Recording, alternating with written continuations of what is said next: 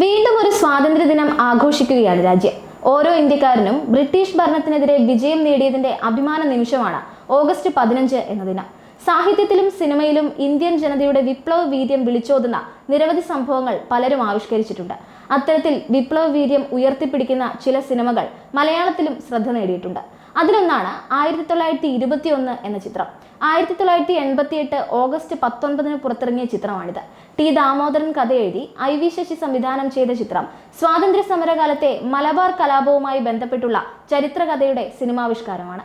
സ്വാതന്ത്ര്യ സമരകാലത്തുള്ള കോൺഗ്രസിന്റെ വളർച്ചയും ഖിലാഫത്ത് പ്രസ്ഥാനവും മാപ്പിള ലഹളയും ഒക്കെ ഫിക്ഷൻ ചേർത്ത് അവതരിപ്പിച്ച ചിത്രത്തിൽ മധു, മമ്മൂട്ടി, സുരേഷ് ഗോപി, TG രവി, സീമ തുടങ്ങി വലിയ താരനിരയാണ് അഭിനയിച്ചത്. മമ്മൂട്ടി നായകനായി എത്തിയ കേരളവർമ്മ പഴശ്ശിരാജയും ഇക്കൂട്ടത്തിൽ പെടുന്ന ചിത്രമാണ്. ബ്രിട്ടീഷ് സാമ്രാജ്യത്തിനെതിരെ കേരളത്തിൽ യുദ്ധം പ്രഖ്യാപിച്ച ആദ്യ നാട്ടുരാജാക്കന്മാരിൽ ഒരാളായിരുന്നു കേരളവർമ്മ പഴശ്ശിരാജ. പഴശ്ശിയുടെ ധീരോദാത്തമായ ജീവിതം പറഞ്ഞ ചിത്രമാണ് MT ഹരിഹരൻ കൂട്ടുകെട്ടിലൊരുങ്ങിയ ഈ ചിത്രം. വീര കേരളസിംഹം എന്നാണ് പഴശ്ശി ഇന്ത്യൻ സ്വാതന്ത്ര്യ സമര ചരിത്രത്താളുകളിൽ അറിയപ്പെടുന്നത്.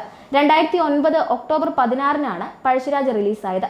ശരത് കുമാർ, കനിഹ, പത്മപ്രിയ എന്നിങ്ങനെ വൻ താരനിരയിലെത്തിയ പഴശ്ശിരാജയുടെ ചരിത്ര പ്രാധാന്യം കണക്കിലെടുത്ത് കേരള സർക്കാർ പ്രദർശനത്തിന് 50% നികുതി ഇളവ് പ്രഖ്യാപിച്ചിരുന്നു. പ്രിയദർശൻ, മോഹൻലാൽ കൂട്ടുകെട്ടിലൊരുങ്ങിയ കാലാപാനിയും ബ്രിട്ടീഷ് ഭരണത്തിന്റെ തീവ്രത പശ്ചാത്തലമാക്കി ഒരുങ്ങിയ സിനിമയാണ്. 1996 പുറത്തിറങ്ങിയ ചിത്രമാണ് കാലാപാനി. സ്വാതന്ത്ര്യ സമരകാലത്ത് ബ്രിട്ടീഷ് തടവുകാരായി ദ്വീപുകളിൽ ജയിലുകളിൽ കഴിയേണ്ടി വന്നവരുടെ അവസ്ഥ തുറന്നു കാണിച്ച സിനിമയിൽ മോഹൻലാൽ, പ്രഭു, അമരീഷ് പുരി, ശ്രീനിവാസൻ, നെടുമുടി വേണു, കൊച്ചിൻ ഹനീഫ തുടങ്ങിയവരായിരുന്നു പ്രധാന കഥാപാത്രങ്ങൾ. നായികയായി എത്തിയത് തബുവാണ്.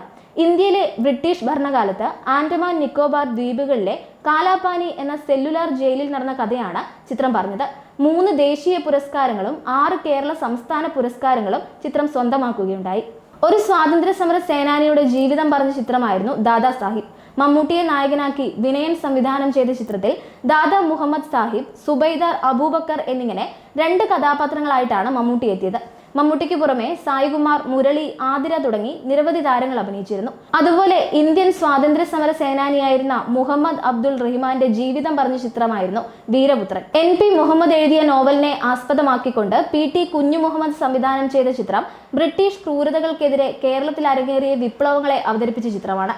നരേൻ, ശരത് കുമാർ, സിദ്ദിഖ്, കലാഭവൻ മണി, റൈമ സെൻ, സായികുമാർ, ലക്ഷ്മി ഗോപാലസ്വാമി തുടങ്ങിയവരായിരുന്നു പ്രധാന കഥാപാത്രങ്ങൾ. 2006 മേജർ രവി ഒരുക്കിയ കീർത്തിചക്ര സ്വാതന്ത്ര്യാനന്തര ഇന്ത്യയിലെ ഭീകരവാദം വിഷയമാക്കിയ ചിത്രമായിരുന്നു. മോഹൻലാലും ജീവയുമാണ് ചിത്രത്തിൽ പ്രധാന വേഷങ്ങൾ അവതരിപ്പിച്ചിരുന്നത്. ജമ്മു കാശ്മീരിലെ തീവ്രവാദികളുമായി ഇന്ത്യൻ സൈന്യം നടത്തുന്ന പോരാട്ടങ്ങളാണ് ഈ സിനിമയിൽ അവതരിപ്പിച്ചത്. ഇതിനു പുറമെ മേജർ രവിയുടെ മറ്റു ചിത്രങ്ങളായ Kurukshetra, Kandahar, mission 90 days, 1971 beyond borders എന്നീ സിനിമകളും ദേശസ്നേഹം വിളിച്ചോതുന്നതും ഇന്ത്യൻ പട്ടാളക്കാരുടെ ജീവിതം തുറന്നു കാണിച്ചതുമായ ചിത്രങ്ങളാണ്. യുഗപുരുഷൻ എന്ന ചിത്രവും ഇക്കൂട്ടത്തിൽപ്പെടും. ഗാന്ധിയെ അവതരിപ്പിച്ച നിരവധി സിനിമകൾ മലയാളത്തിൽ ഉണ്ടായിട്ടുണ്ട്.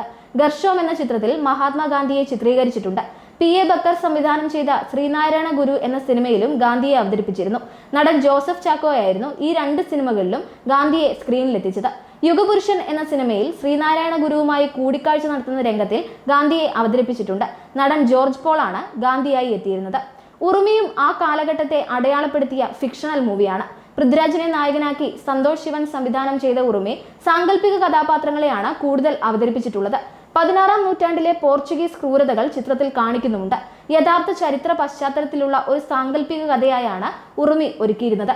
1498 കേരളത്തിലേക്കുള്ള കപ്പൽപാത കണ്ടെത്തുന്ന വാസ്കോ ഡ ഗാമ 1502 കേരളത്തിലെ രാജാക്കന്മാരുമായി വ്യാപാര ബന്ധങ്ങൾ വ്യാപിപ്പിക്കാൻ പോർച്ചുഗീസ് സംഘത്തിന്റെ നേതൃസ്ഥാനവുമായി കേരളത്തിലെത്തുന്നതും തുടർന്നുള്ള സംഭവങ്ങളുമാണ് ഈ സിനിമ പ്രമേയമാക്കിയിരുന്നത്.